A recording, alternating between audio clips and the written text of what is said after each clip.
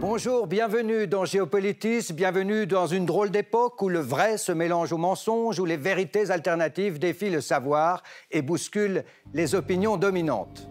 Au sommaire, le Covid, formidable amplificateur des théories du complot. Comment les gouvernements chinois et américains ont eux-mêmes utilisé des thèses complotistes pour mener leur guerre de la communication. Enfin, notre rubrique ce jour-là, 50 ans plus tard, vous êtes encore nombreux à croire que Neil Armstrong et Buzz Aldrin n'ont jamais marché sur la Lune. 9% des Français, en effet, pensent et affirment que les Américains ne sont jamais allés sur la Lune. C'est le résultat d'un sondage IFOP réalisé en 2018. Et tout autant pensent que notre bonne vieille Terre est plate.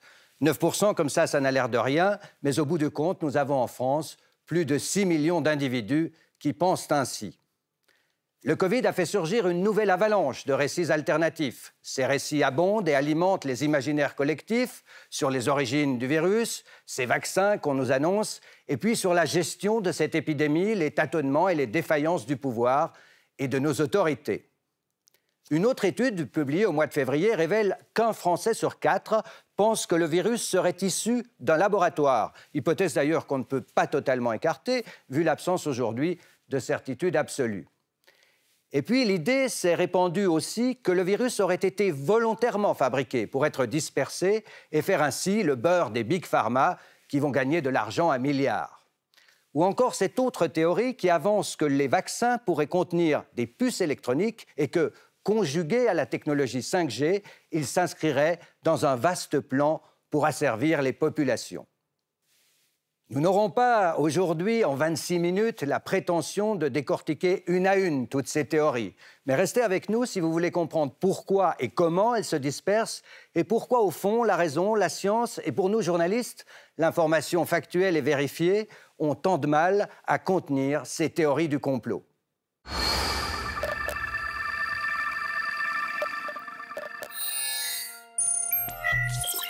L'heure est grave. L'heure est très grave. On nous dit la vérité. Quand j'allume ma télé, je suis pas si sûr. Cette vidéo d'un certain Catantonio a été retirée des réseaux sociaux. Mais en mars dernier, 3 millions d'individus l'avaient consultée en à peine un jour. On va vous montrer par A plus B comment a été créé le virus, qui a créé le virus, puisqu'on va être clair, le virus aujourd'hui est là juste pour le fric. Ce Français nous y expliquait, document à l'appui, que le Covid-19 était une invention de l'Institut Pasteur. J'insiste, tout ce qu'on vous dit, c'est du vérifiable. Le problème est que la théorie repose sur une mauvaise interprétation de documents scientifiques. Mais combien d'internautes ont-ils réellement cru à cette histoire de virus sorti d'un laboratoire ? Cette vidéo n'est qu'un exemple parmi d'autres. L'épidémie de Covid-19 a suscité toutes sortes de récits alternatifs.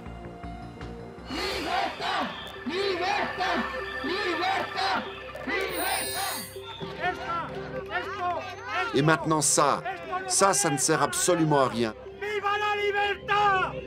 Comme ici, à Madrid, il y a de la colère dans les manifestations qui ont agité plusieurs villes d'Europe, en Espagne, en Italie et en Allemagne. Colère contre les masques, contre les restrictions de nos libertés et le confinement qui condamne les plus fragiles. Mais il y a aussi ceux qui manifestent leur rejet du pouvoir et des médias. Les raisons pour lesquelles je manifeste, l'arnaque qu'ils font dans le monde entier au sujet de la pandémie, qui n'a rien à voir avec ce que nous disent les médias télévisés terroristes. À Berlin aussi, les manifestants expriment la même défiance. Le Covid ne serait qu'une vaste machination organisée par des pouvoirs puissants qui agissent dans l'ombre pour assurer leur domination. Le coronavirus, c'est un fake, et désolé pour ceux qui ne l'ont pas encore compris.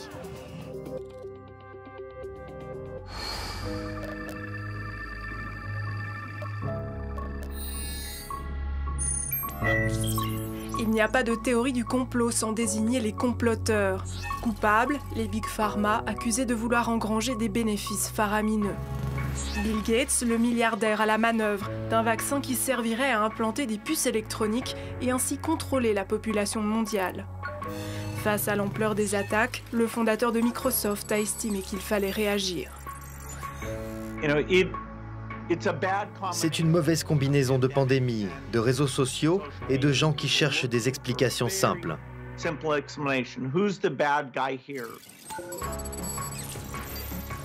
Coupable aussi, la 5G qui rendrait le corps plus perméable au virus. Au Royaume-Uni, plusieurs antennes ont d'ailleurs été détruites au nom de cette théorie.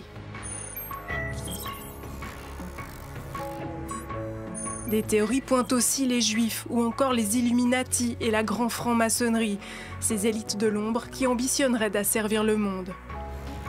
Avec les réseaux sociaux, les théories du complot se déclinent en d'infinies variations, toujours plus vite, toujours plus loin. Bonjour Marie Pelletier. Bonjour. Merci de nous rejoindre dans Géopolitis. Vous êtes très demandée en ce moment dans les médias. Historienne, chercheuse, essayiste, professeure, vous avez publié 2 ouvrages remarqués sur le complotisme et les thèses du complot. Marie Pelletier, est-ce qu'il faut des crises comme celle qu'on vit actuellement pour déclencher une telle avalanche de récits alternatifs ou thèses complotistes? Alors, contrairement à ce qu'on pourrait penser un peu spontanément, ça ne déclenche pas des théories du complot. Mais effectivement, le Covid, en tout cas, est un terreau fertile pour la propagation de ces théories, qui en fait existent déjà en amont, qui sont présentes depuis déjà une bonne vingtaine d'années sur le web, et plus particulièrement encore depuis une dizaine d'années où ça s'est accéléré à travers les réseaux sociaux. Et donc, on a tout un imaginaire de la défiance à l'égard de ce qui est perçu comme la parole d'autorité, donc la parole politique, la parole médiatique, la parole scientifique, qui est déjà très bien installé, on pourrait dire, dans les opinions publiques.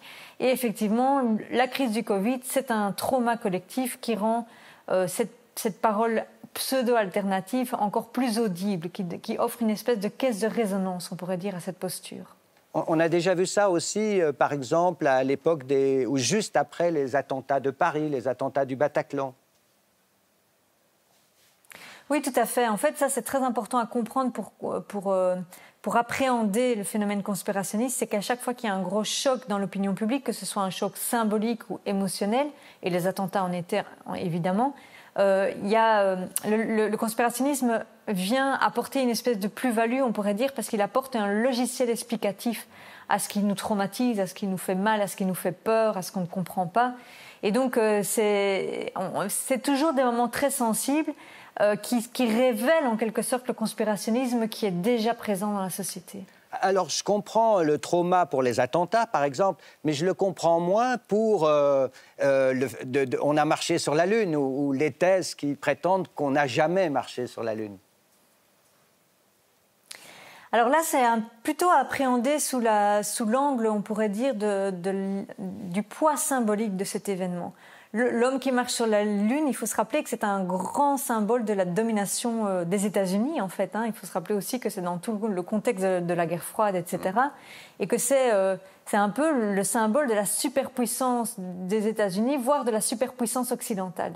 Le conspirationnisme, il s'attache beaucoup à essayer de, soi-disant, parce que c'est un leurre, mais à essayer de renverser les logiques de domination et donc de discréditer les dominants, entre guillemets. Je pense que c'est surtout ça que représente l'homme qui a marché sur la Lune.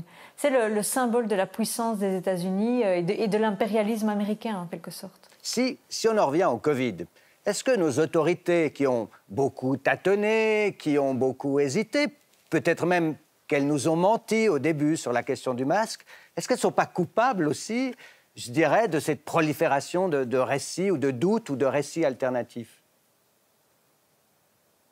Moi, je ne pense pas du tout qu'elle soit coupable. Je pense que la gestion de cette crise a été catastrophique et qu'on doit la critiquer en des termes politiques.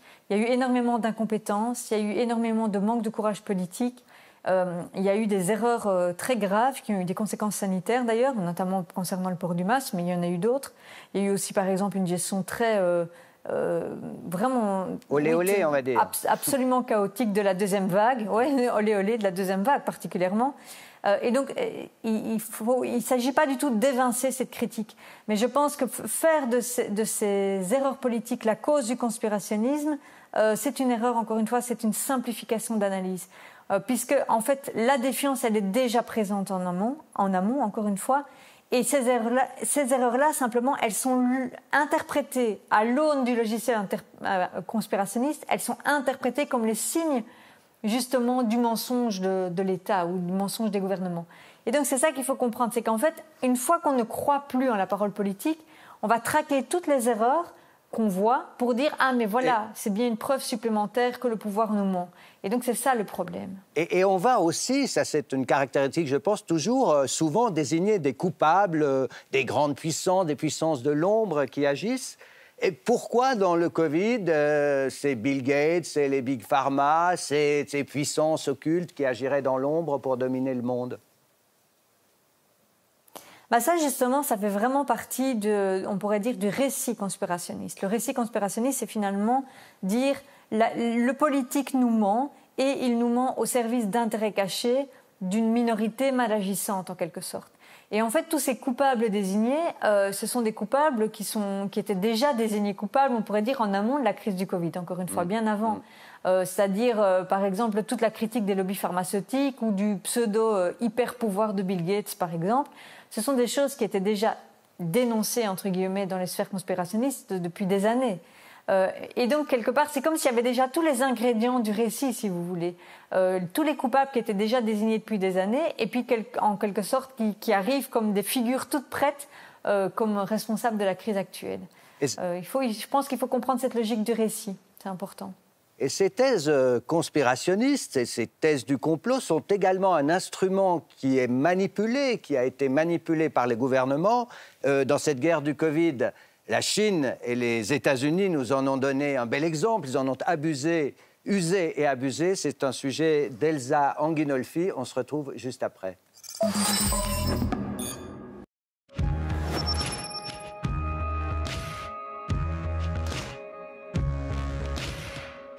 Après avoir paralysé la Chine, le Covid-19 bouleverse le monde. Mi-mars, plus d'une centaine de pays sont déjà touchés et Pékin est montré du doigt.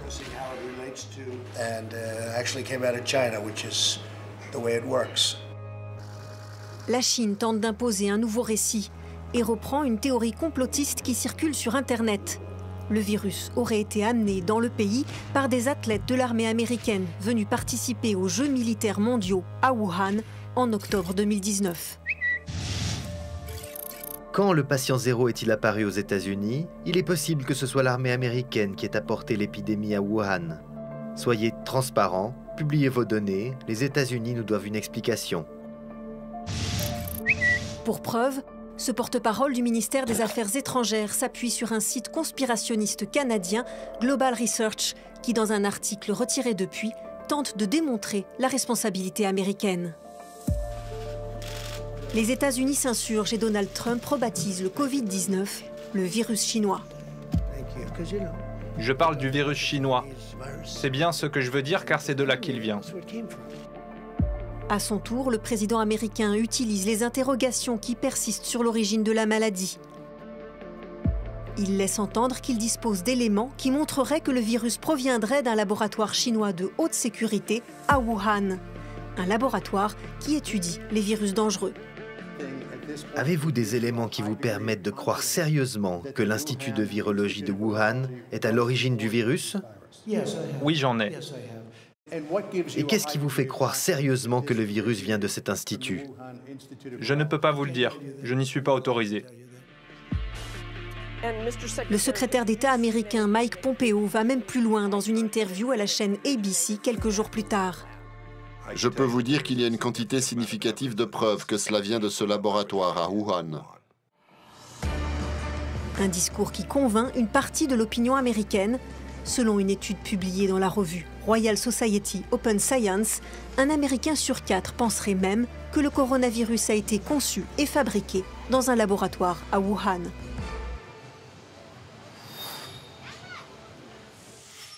Marie Pelletier, même les gouvernements, même les grandes puissances se jettent des thèses complotistes à travers la tête.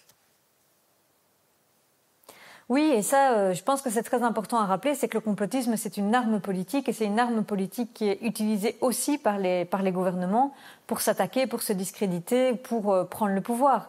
Il faut rappeler notamment qu'en 2016, Trump s'est fait élire sur une rhétorique conspirationniste, qu'il a utilisé le conspirationnisme pour accéder au pouvoir. Et donc on voit bien que contrairement justement à la prétention du conspirationnisme, c'est pas du tout une arme de dominer, mais c'est une arme qui au final sert les dominants et sert les grandes puissances. Ça, je pense que c'est vraiment important de le rappeler. Mais c'est dangereux, non, pour le fonctionnement des démocraties? C'est très dangereux, c'est très inquiétant pour l'évolution parce que c'est d'abord le rapport à la vérité, évidemment, qui est en jeu, puisque c'est finalement se servir du mensonge de manière éhontée pour pouvoir servir son agenda politique. Et puis c'est aussi très, très, très inquiétant en termes idéologiques, puisque le conspirationnisme, ça répand une idéologie de type foncièrement réactionnaire, hostile à l'émancipation et au progrès. On le voit avec le Covid, qui remet en cause la parole scientifique, etc. Et donc, c'est très inquiétant pour l'évolution de nos sociétés. Et je pense qu'on ne prend pas encore la mesure du danger politique que c'est pour nos sociétés. Et puis, ça polarise, ça crée des fractures au sein de nos sociétés, entre des catégories de gens qui ne se croient plus ou qui ne croient plus à la vérité de l'autre. Tout à fait. On est dans une polarisation extrême entre ce qui serait la vérité et ce qui serait, au contraire, justement, le mensonge ou ce qui s'y oppose. La parole conspirationniste se construit vraiment sous ce logiciel-là. Elle défie la parole d'autorité en se présentant comme l'alternative, en quelque sorte.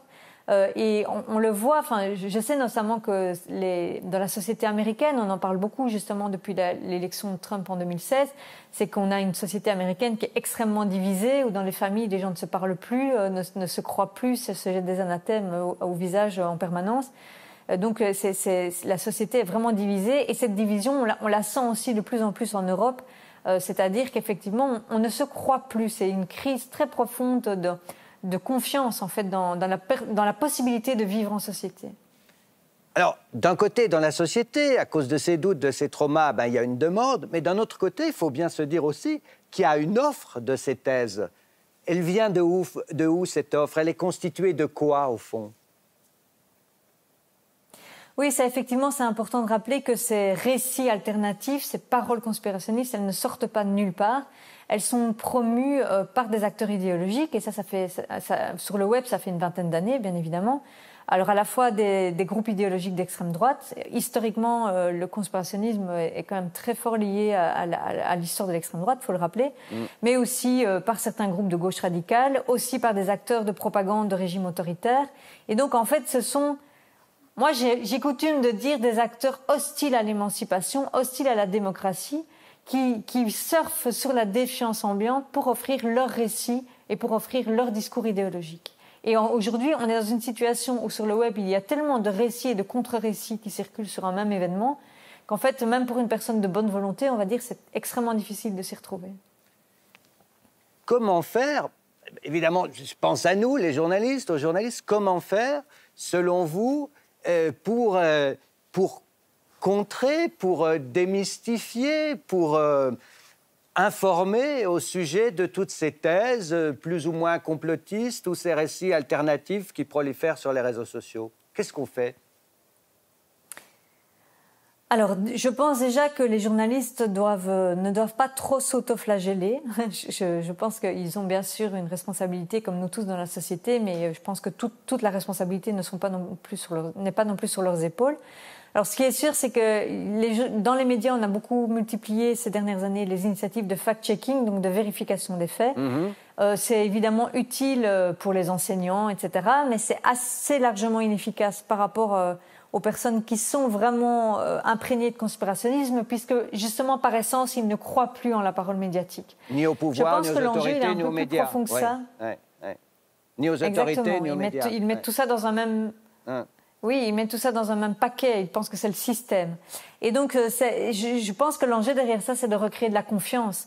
Et ça, recréer de la confiance, ça va pas se faire en un claquement de doigts, bien évidemment. Mais c'est au long cours. Et pas mal de journalistes le font déjà. Aller sur le terrain, expliquer les pratiques, expliquer comment on fait l'information, etc. Je pense que c'est très important. Et par ailleurs, sur le conspirationnisme, je pense que c'est important de laisser la place à la parole d'analyse au long cours. Je pense que la logique médiatique qui est tout le temps un petit peu dans le rush de l'actu et dans le commentaire de l'actualité fait qu'on passe souvent à côté de l'analyse de fond et qu'on en a plus besoin que jamais. Ben merci, on va tirer les leçons de vos derniers propos. Merci Marie Pelletier, c'était un plaisir de vous recevoir dans Géopolitis. Merci à vous, plaisir partagé. À bientôt, merci. Les théories du complot sont vieilles comme le monde, ou presque. Mais avec les réseaux sociaux, la propagation et l'impact des fake news se trouvent démultipliés. Voici à ce sujet le décryptage que vous proposait Géopolitis il y a 2 ans, une émission intitulée Fake News, toujours accessible d'ailleurs sur notre site.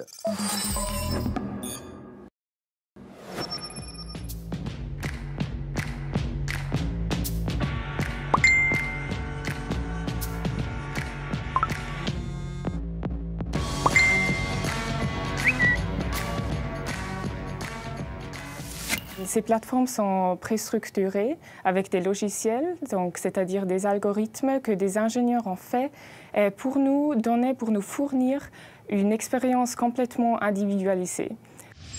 Julia Yeclé, étudiante IHEID Genève, elle a décrypté l'influence des médias sociaux sur les démocraties. Donc ce que je vois sur mon mur Facebook, c'est complètement différent à ce que je vois, à ce que mon voisin voit. Et c'est vraiment seulement les choses que Facebook pense vont réaffirmer mes opinions, vont me plaire. Donc tout ce que je vois, c'est vraiment seulement ce que je pense déjà. Si Facebook nous connaît si bien, c'est qu'il stocke des gigas de données sur ses utilisateurs. Par l'agrégation de toutes nos données, ils peuvent nous manipuler.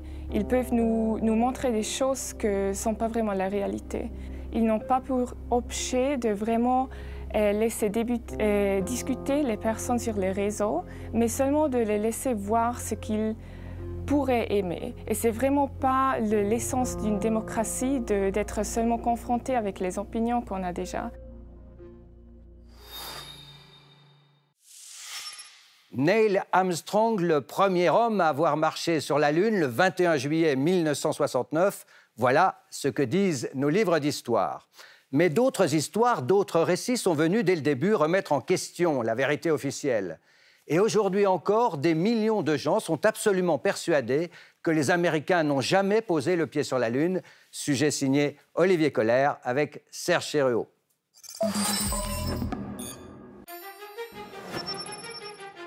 One small step for man, one giant leap for mankind.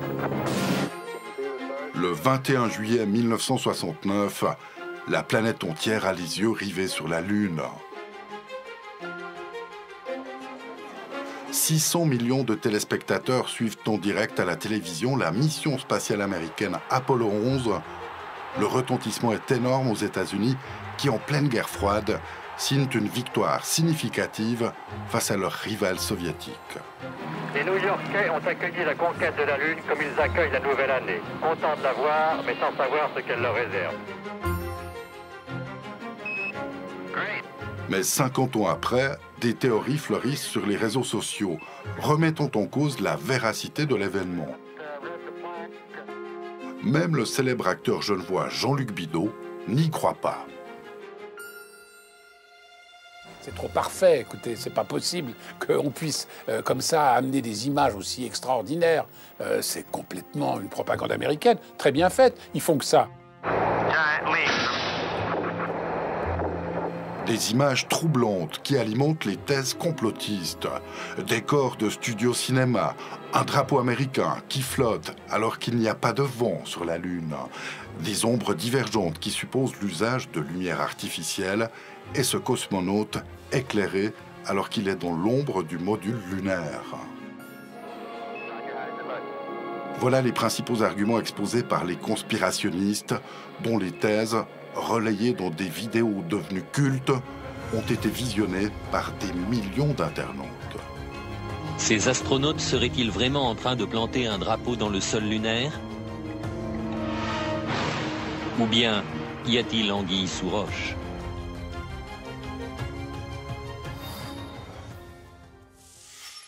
Marie Pelletier, qui était aujourd'hui notre invitée, a publié 2 livres, L'ère du complotisme malade d'une société fracturée en 2016, et puis Obsession dans les coulisses du récit complotiste, paru celui-là en 2018 aux éditions Inculte. Sur le site de la Commission européenne, vous pourrez retrouver ce dossier intitulé « Reconnaître les théories du complot ». Sur France Culture, je vous recommande la série Mécanique du complotisme à retrouver sur le site de l'émission qui recevait entre autres Jérémy Pelletier, chercheur à la Fondation Jean Jaurès. En fait, ce qui est très intéressant, c'est que maintenant, lors de chaque crise, chaque événement majeur, on a l'émergence d'une propre grille de lecture complotiste, d'une propre grille de lecture conspirationniste. C'était très intéressant d'observer, par exemple, qu'au moment des attentats de novembre 2015, une demi-heure à peine après le début de l'assaut au Bataclan, vous aviez déjà le début de théories du complot sur un certain nombre de sites Internet.